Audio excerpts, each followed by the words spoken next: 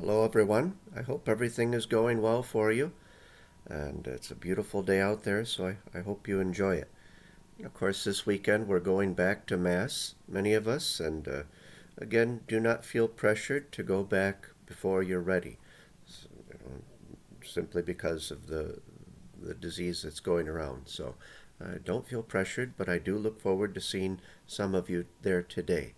And just remember that the time before Mass, it's a time in which we are to be praying and getting ourselves ready for Mass, and we shouldn't be walking around uh, talking with people right before Mass in the 10 minutes or so before Mass. It's because some people really need that time to pray, and well, we all need that time to pray. Um, but also because of the social distancing. A lot of times the sacristy tends to get overrun with people. Some people checking in for different things that they do during Mass. That's fine. But during this time, if we could just keep it to the deacon, myself, and the lector, that would be great. It's a small room. There's not a whole lot of room, and we really shouldn't be all cramming in there together when there's contagion going around. Um, and of course, with coming back to Mass, it's not Mass as usual. We're not just rushing back into everything as it was 3 months ago. I just ask you to follow the guidelines that we've put out. I've simplified it into one sheet. If you can't find it in the description on the YouTube video, you can just go to the parish website on the front page. You'll see in big bold letters, regulations for going back to Mass or something like that. Big letters, you can't miss it. So you can just take a look at it there, review it before we go back to Mass today.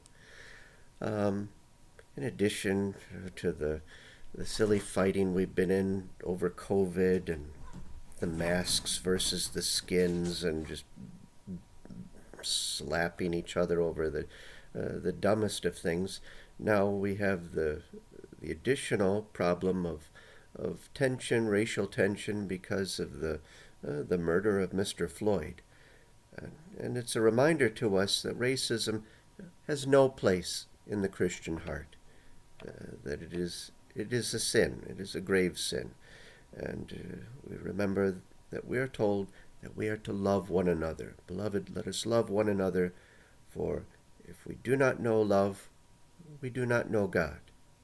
And that if we say we love God, but we hate our brother, we're a liar. We're deceiving ourselves.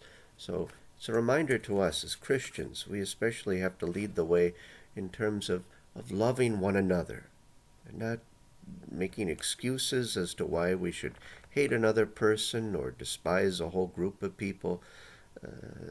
That is incompatible with Christianity.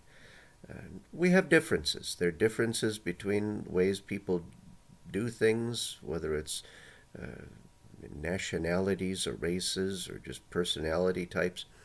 Get over it. It's something it kind of troubles us, but it's part of who we are as human beings. If we were all the same, just imagine how horrible that would be.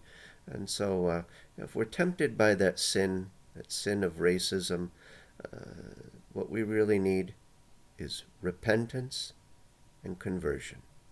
And I hope that all of us can pray for healing in our country, for healing of the wounds that are deep and have been here a long time. It's something we can do. Pray for this healing and to be part of that healing by being converted ourselves in our own hearts, that we put away any animosity we have toward other people, whether it's because of racism or from just politics or the silliness of all these things going around with COVID and fighting over that. Let's put an end to that. Let us love one another as Christ has taught us.